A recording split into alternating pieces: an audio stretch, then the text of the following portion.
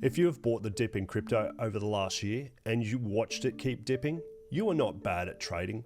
You're just missing one thing, and it's not intuition, it's not discipline, it is structure. Buy the dip is probably one of the most repeated phrases in crypto, but it's also one of the most misunderstood. By itself, it gets treated like a strategy. It is not a strategy. It is a description of an action, and on its own, it tells you nothing about when that action makes sense. Today, we're going to look at exactly why that phrase has cost people money over the last cycle, using an unresolved example. By the end, you'll have a short list of questions that tells you the difference between a dip and a level worth acting on. Before we get into the chart, I want to be clear about what this video is and what it is not. This is an educational breakdown of past closed price action.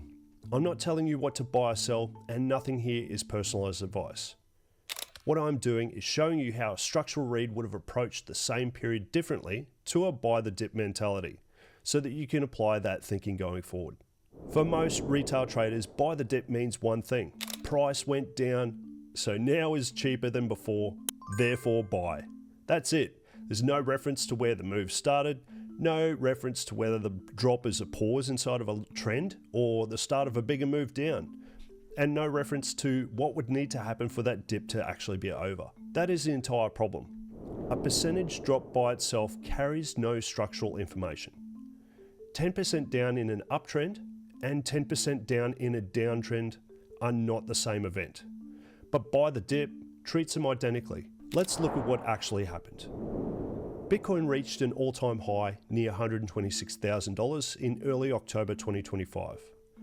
From there, price moved into an extended correction through the first half of 2026, eventually printing a 21-month low and getting below $60,000 in late June 2026, after it broke down through the $70,000 zone. Across that decline, a lot of traders would have seen each new drop as a fresh buying opportunity. 10% down from the high, then 20, then 30, then more. The problem was not that buying at those points was automatically irrational. The problem was treating every lower price as value without first asking whether market structure still supports the idea. Is this a pullback inside a larger trend that is still intact? Or is this a break of structure that changes the picture entirely? Buy the dip does not ask that question. Adaptive market structure does. This is where AMS, or adaptive market structure, changes the process. Instead of reacting to a percentage drop, a structural read asks a short list of questions before anything else. Has the broader trend structure actually changed, or is this just a pullback inside of it? Is price reacting to a level that has real prior significance, or is it just a round number? What would need to happen for this to be a genuine reaction rather than just a random point on the way down?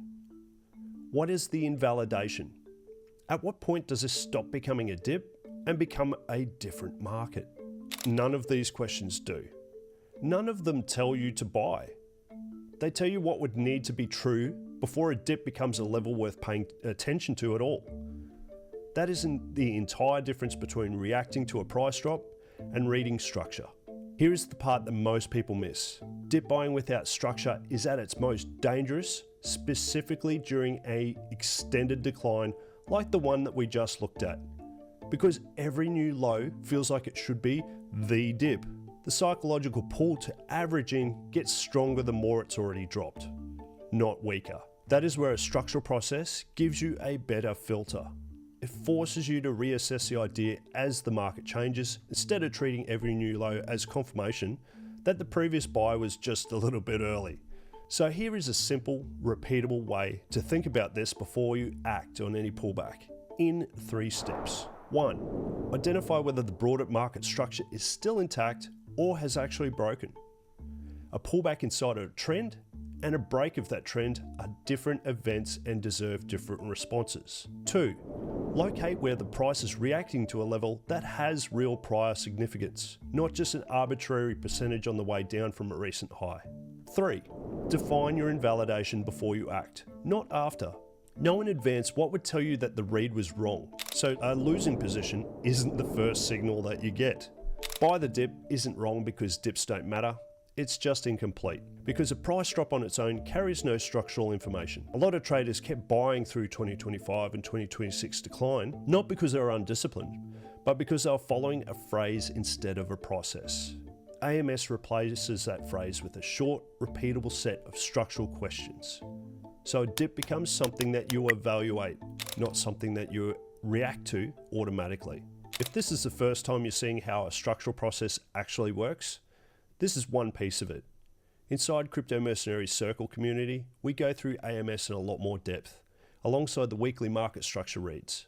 If that's useful, come join us there. The link's below.